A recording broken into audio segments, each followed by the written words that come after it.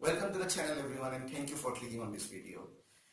বন্ধুসকল আপোনালোকে চাগে সবে গম পাইছে যোৱা দুসপ্তাহমান আগতে এটা নোটিছ প্ৰকাশ পাইছে য'ত কোৱা হৈছে যে এই বছৰ ছেপ্টেম্বৰ মাহত টেট পৰীক্ষা আকৌ অনুষ্ঠিত হ'ব। হয়, আপোনালোকৰ বিভিন্নজনে হয়তো ইতিমধ্যে গম পাইছে আৰু যোনে কোনোবাই যদি গম পোৱা নাই তেনেহ'লে এই ভিডিঅ'টোৰ মাধ্যমেৰে আপোনালোকে নিশ্চয় গম পাব।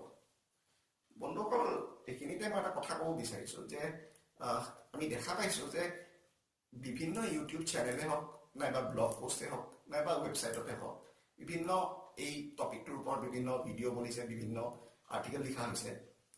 সেইবোৰৰ মাজেৰে আমি বিভিন্ন কথা গম পাইছোঁ, আমি জানিবলগীয়া কথা গম পাইছোঁ, আপোনালোকে শিকিব পাৰিছে বহুত কথা। কিন্তু তাৰে মাজত এনেকুৱা কিছুমান চেনেল আছে য'ত অকল কিছুমান ফেক নিউজহে প্ৰকাশিত পাই আছে। ফৰ এক্সাম্পল ধৰক আপোনালোকে এতিয়ালৈ টেটৰ একো অফিচিয়েল নটিফিকেশ্যন প্ৰকাশ পোৱাই নাই, তেওঁলোকে নিজৰ ৱেবছাইটত কিছুমান এনেকুৱা ধৰণৰ ফেক নটিফিকেশ্যন এটা বনাইছে যোনটো দেখিব একদম গভৰ্ণমেণ্ট নটিফিকেশ্যনৰ দৰে একেই, গভৰ্ণমেণ্ট এডভাৰটাইজমেণ্টৰ দৰে একেই, আৰু সেইটো তেওঁলোকে প্ৰকাশ কৰিছে নিজৰ ব্লগ। এতিয়ালৈ একো অফিচিয়েল নটিফিকেশ্যন প্ৰকাশ পোৱা নাই। যোৱা 20 মাৰ্চ 2019 চনত যোনটো এম্পাৱাৰ্ড কমিটি আছে এলিমেণ্টেৰী টেটৰ, তেওঁলোকৰ দ্বাৰা এখন মিটিং অনুষ্ঠিত হৈ যায়। সেই মিটিংখনৰ যোনটো সাৰাংশ বা মাইনুটছ অফ দ্য মিটিং সেইটো এটা নটিছ হিচাপত প্ৰকাশ পাইছে আৰু তাত কিছুমান গুৰুত্বপূৰ্ণ পইণ্টছ কভাৰ হৈছে, গুৰুত্বপূৰ্ণ সিদ্ধান্তবোৰ মানুহৰ ৰাইজৰ মাজলৈ লৈ গৈছে। সেইবোৰ মই আপোনাক সেই নটিছখন এই ভিডিঅ'টোত নেদেখুৱাওঁ, কাৰণ সেইটো আপোনালোকে গুগল কৰিলে ইতিমধ্যে পাই যাব বা আপোনালোকে ৱেবছাইটতো পাই যাব। মই জাষ্ট তাৰে কিছু অংশ আপোনালোকক বুজাব চেষ্টা কৰিম যোনটো ধৰক বিভিন্ন জেগাত সেইটো প্ৰকাশিত হোৱা নাই। বন্ধুসকল, যদি আমি নটিফিকেশ্যনখনৰ ফালে চাওঁ তাত কোৱা হৈছে যে ভেলিডিটিৰ কথাটো কোৱা হৈছে।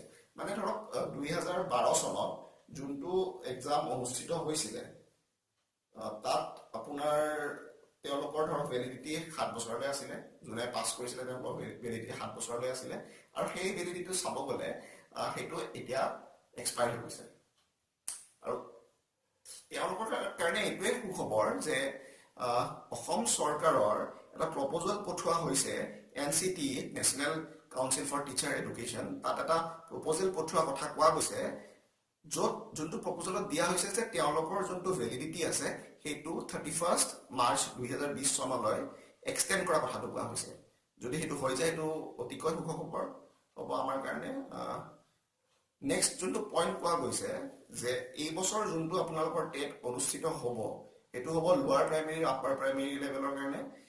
সেইটো টেণ্টেটিভ এটা ডেট দিয়া হৈছে, যোনটো সঠিক ডেট নহয়। টেণ্টেটিভ ডেট হয় 22 আৰু 29 ছেপ্টেম্বৰ। এই দুইটা ডেটে যদি আমি চাওঁ সেইটো এটা ছানডে হ'ব, মষ্ট প্ৰবাবলি সেই দুটা ডেটতে হ'ব। মিডিয়ামটোৰ কথা কোৱা হৈছে। লাষ্ট টাইম 5টা মিডিয়ামত হৈছিলে, এইবাৰো ছেম থাকিব। মিডিয়ামকেইটা হৈছে আছামিজ, বেংগলী, বড়ো, হিন্দী আৰু ইংলিছ। আৰু যদি এক্সামিনেশ্যন লেংগুৱেজটো কৰা হৈছে তে selection of regarding selection of language for propose state the language strategy of the state is to be taken into consideration. Mode of application সেইটো অনলাইন হ'ব। আজিকালি প্ৰায়ভাগ এক্সামিনেশ্যনে অনলাইন হৈছে, তো এইটো অনলাইনে হ'ব। এক্সামিনেশ্যনটো থাৰ্ড পাৰ্টিৰ দ্বাৰা কৰা হ'ব, থাৰ্ড পাৰ্টিৰ দ্বাৰা অনুষ্ঠিত কৰা হ'ব, সেইটো কথা কোৱা হৈছে। OMR চিটৰ এক্সাম হ'ব।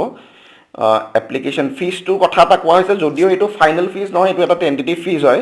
এইটো 750ৰ পৰা 1000 ৰখা হৈছে জেনেৰেল কেটেগৰীৰ কাৰণে, আৰু নিশ্চয় SC ST OBCৰ কাৰণে এইটো কম হ'ব। আৰু এইটো ফাইনেল নহয়, এইটো আকৌ এবাৰ ৰেকমেণ্ডেশ্যন যাব, তাৰপিছত সেইটো ডিচাইড হ'ব। অফিচিয়েল নটিফিকেশ্যনটো যোনটো আমি পাম অহা কেইদিনমান দিনৰ ভিতৰতে সেইটো প্ৰকাশ পাব বুলি আশা কৰা হৈছে। সেইটোত আমি নিশ্চয় গম পাম। তাত চিলেবাছটোৰ কথা কোৱা হৈছে। চিলেবাছটো SCERTয়ে এইটো চিলেবাছটো গাইডলাইনটো তৈয়াৰ কৰিব, ফ্ৰেমৱৰ্কটো তৈয়াৰ কৰিব। তাৰপিছত আপোনাৰ question paper for the TET এইটো আউটচ'ৰ্চিং কৰা হ'ব। তাৰপিছত আপোনাৰ এলিজিবিলিটি ক্ৰাইটেৰিয়াৰ কথা কোৱা হৈছে। এলিজিবিলিটি ক্ৰাইটেৰিয়াটো ইয়াতে খোলাকৈ দিয়া নাই, যদিও ইয়াতে লিখা আছে যে NCTৰ যোনটো নৰ্মছ থাকে সেইটোৱে হয়। আপোনালোকে NCT নৰ্মছ যদি আপোনালোকৰ কোৱালিফিকেশ্যনটো ধৰা হয় তেনেহ'লে আপোনালোকে কোৱালিফাই হ'ব, কোনো কথা নাই সেইটো। এইখিনিয়ে কথা যোনটো আপোনাৰ মাইনুটছ অফ দ্য মিটিং যোনটো প্ৰকাশিত হৈছে। অকল এইখিনি বস্তুৱে বৰ্তমানলৈ প্ৰকাশ পাইছে, যদিও বিভিন্ন ৱেবছাইট বা ব্লগ পোষ্টত দাবী কৰা হৈছে যে অফিচিয়েল এডভাৰটাইজমেণ্ট বা অফিচিয়েল নটিফিকেশ্যনটো ইতিমধ্যে প্ৰকাশ পাই গৈছে। তো আপোনালোকে তেনেকুৱা ধৰণৰ পোষ্টৰ পৰা আপোনালোকে বিৰত থাকক। এটা কথা ইয়াতে ক'ব বিচাৰিছোঁ যে মোৰ এইটো চেনেলত এনেকুৱা ধৰণৰ ভিডিঅ' নৰ্মেলি প্ৰকাশ নাপায় আগন্তুক দিনত, কাৰণ কি এনেকুৱা ধৰণৰ ভিডিঅ'জৰ কাৰণে বিভিন্ন চেনেল আছে, আপোনালোকে সেইবোৰত চাব পাৰে। টেট এক্সামিনেশ্যনৰ গুৰুত্বটো বুজিহে মই এই ভিডিঅ'টো দিছোঁ, আৰু বিভিন্ন ধৰণৰ ভিডিঅ'জ দেখিছোঁ, বিভিন্ন ধৰণৰ পোষ্ট দেখিছোঁ, সেইবোৰ দেখি অকণমান চিন্তিত হৈ পেলাই মই এই ভিডিঅ'টো বনাইছোঁ। বন্ধুসকল, আপোনালোকে জনাব কেনেকুৱা পাইছে, আৰু যদি মোৰ এই ভিডিঅ'টো চাই ভাল পাইছে লাইক দিব, লাইক কৰিব, শ্বেয়াৰ কৰিব, আৰু মোৰ এই চেনেলটো ছাবস্ক্ৰাইব